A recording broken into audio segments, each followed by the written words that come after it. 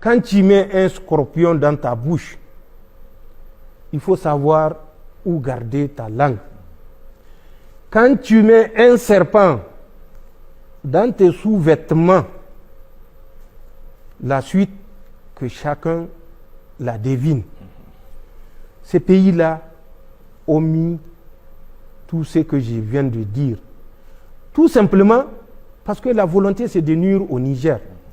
Mais quand tu as les scorpions dans ta bouche, avant de nuire au Niger, c'est à ta propre tête que tu vas nuire. Parce que quand le scorpion va te piquer sur ta langue, je ne sais pas si tu vas en survivre. Et c'est ce que j'ai dit au Nigeria, de faire attention, de faire très attention. Nous avons des éléments, je vous ai donné un cas, nous avons beaucoup d'autres éléments, mais nous les gardons pour nous parce que c'est notre choix, et ils ont fait leur choix, et qu'ils s'en tiennent à leur choix.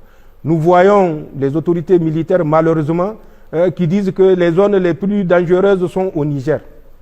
Mais un peu de bon sens. Le Nigeria et le Niger, qui a des réfugiés chez l'autre. Si c'est le Niger qui est dangereux, pourquoi les réfugiés du Nigeria fuient pour venir jusqu'à Niamey? Difa ne leur suffit pas. Maradi ne leur suffit pas. Tawa ne leur suffit pas. Zender ne leur suffit pas. Dosso ne leur suffit pas. Ils sont jusqu'à Niamey. Quand ils font leur relève, moi j'ai fait le Nigeria. J'ai fait des opérations à l'intérieur du Nigeria. De Damasak à Malamfatari, à l'intérieur du Nigeria. Ou bien de Baga à Malamfatari, à l'intérieur du Nigeria. Ça ne fait pas plus de 100-150 km. Mais quand ils ont des relèves à faire à Malamfatari, du Bornou, ils passent par Menesoroa. Oui. Ensuite, redescendent sur Difa. Ensuite, continuent sur Kabalewa. Et de Kabalewa, ils bifurquent vers Bosso.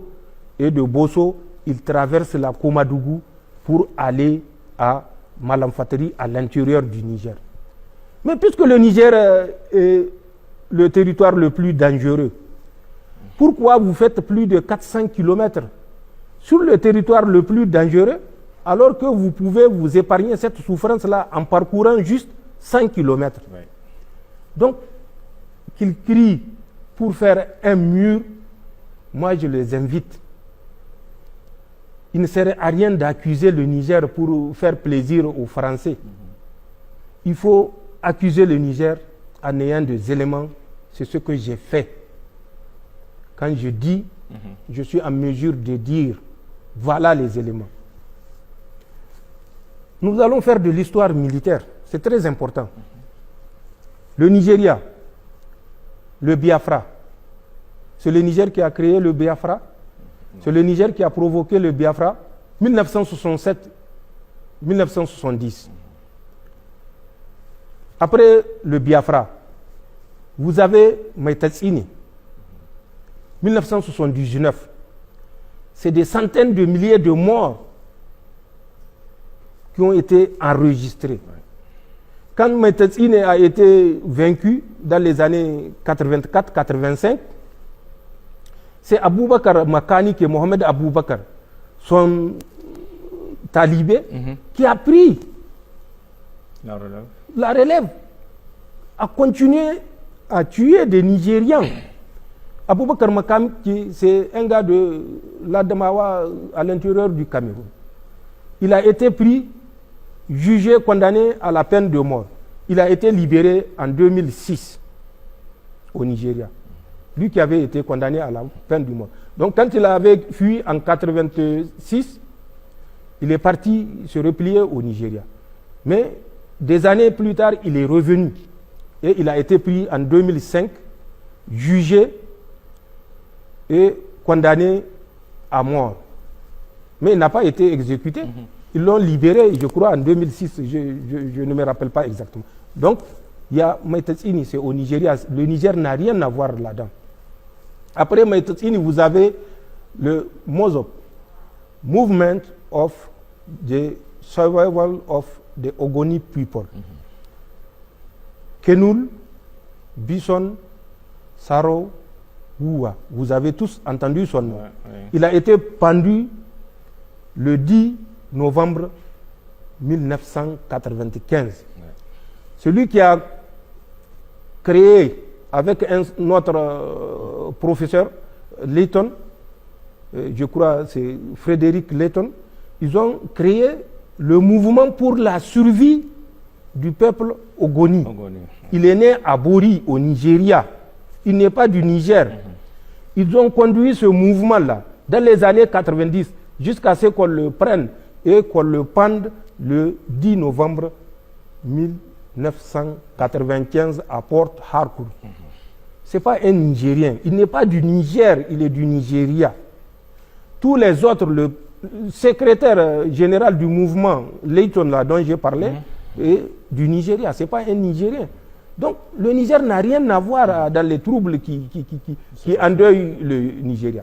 Après le MOSOP, donc Ken Saroua, où la communauté internationale même s'est mobilisée, nous avons assisté au Mende, où jusqu'ici, Namdou Kanou, il est nigérien. C'est vrai, j'ai dit, les Ibo ont passé par le Niger, mais il y a plus de 3000 ans. Ils ont passé par le Niger, mais ce n'est pas des Nigériens. Si c'est le fait qu'on est passé par le Niger qui fait qu'on dise que c'est le Niger qui est dangereux, là je le consens, parce que je l'ai reconnu. Mais sinon, ce n'est pas des Nigériens. En tout cas, ils ne sont pas du Niger, ils sont tous du Nigeria. Après lui, le Mende, avec Namdi Kanou, nous avons Boko Haram. Avec Youssouf Mohamed. Mais avant même Boko Haram, il y a d'autres mouvements, je n'aime pas parler, vous les connaissez, des mouvements musulmans, où il y avait eu des morts, des tueries. Je ne parle pas de ces mouvements-là. Venons à Youssouf Mohamed, dont le père a été tué justement pendant la révolte de Maïtatsini, ou la guerre sainte de Maïtatsini. C'est là où son père a été tué, Mohamed Youssouf. Oui. Donc, arrivons à Mohamed Youssouf. Mohamed Youssouf n'est pas nigérien. Il est du Bornou. Il n'est pas du Niger. S'il est d'une ville nigérienne que vous connaissez, dites-le moi. Ou que le Nigeria nous édifie. Mohamed Youssouf a commencé son mouvement déjà dans les années 2000, 2002. Et ça s'est aggravé jusqu'à ce qu'ils prennent les armes dans les années 2009, ce qui va conduire à sa capture et à son élimination, je crois c'est le 29 juillet 2009, à Maïdougouri toujours. Mohamed Youssouf, après son élimination, a donné naissance toujours à Boko Haram, mais qui continuait avec Aboubakar Shekau. Aboubakar Shekau n'est pas du Niger. Quand ils se sont divisés par principe idéologique pour créer Boko Haram avec Aboubakar Shekau jusqu'à son élimination en mai 2021, ou bien l'aile du fils de Mohamed Youssouf, Abou Moussa al-Barnawi, Habibou de son vrai nom, Habibou Mohamed Youssouf, mais aucun n'est nigérien. Après la mort de Aboubakar Shekau, c'est Mohamed Ibrahim ou Abou Oumaima qui a pris la relève. Aboubakar Shekau n'est pas nigérien. Mohamed Ibrahim ou Abou Oumaima n'est pas nigérien. Habibou Mohamed Youssouf n'est pas nigérien. Ou son père, Youssouf Mohamed aussi, Mohamed Youssouf, n'est pas nigérien. Maïtatsini n'est pas nigérien, il est du Bornou. Donc, je ne sais pas où est-ce qu'ils partent trouver ces accusations qui reflètent une certaine ignorance de la connaissance pure et simple de leur propre histoire. Et surtout que ça vienne de la bouche des militaires qui doivent avoir la notion de l'histoire militaire. Parce que tout ce que j'ai dit, c'est de l'histoire militaire. Parce que ça a trait à des conflits qui concernent un pays où le Niger n'est pas impliqué. Là, Kourawa, il n'y a aucun Nigérien. En tout cas, parmi les leaders. Il y a des bandits comme Maliki que j'ai dit, que les gens utilisent au plus offrant. Mais les principaux chefs, c'est Iswap. Iswap, j'ai dit, c'est Habibou, Mohamed Youssouf. Ce sont ces éléments qui se sont associés aux éléments de l'EIGS et aux bandits armés qui gravitaient dans la zone de Sokoto, Katsina, Zamfara, Kébi pour former le mouvement Lakourawa. Nous avons suivi la constitution de ce groupe et nous avons attiré leur attention. Ce n'est pas des Nigériens. Donc, il faut qu'ils comprennent. Nous n'avons aucun intérêt. Nous avons vu comment le nord du Nigeria nous a soutenus quand la CEDEAO voulait nous faire une guerre par procuration.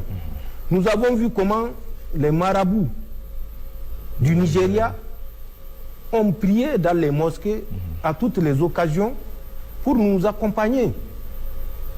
Donc, nous savons que ces deux peuples, même si on tend à les diviser, mais c'est des peuples qui ont une histoire, que ce soit le nord, que ce soit le sud, que ce soit l'est ou l'ouest du Nigeria, comme je l'ai dit, ils ont tous transité par le Niger.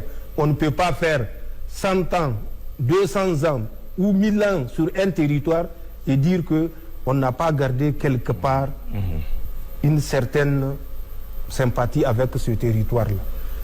Nous n'avons rien contre le Nigeria, mais quand nous verrons quelque chose qui, par le fait de leur laisser aller, risque de nous nuire, nous n'allons pas nous taire. Et c'est ça la différence. Et c'est pour ça qu'on dit que nous sommes des isolationnistes, nous sommes des bagarreurs.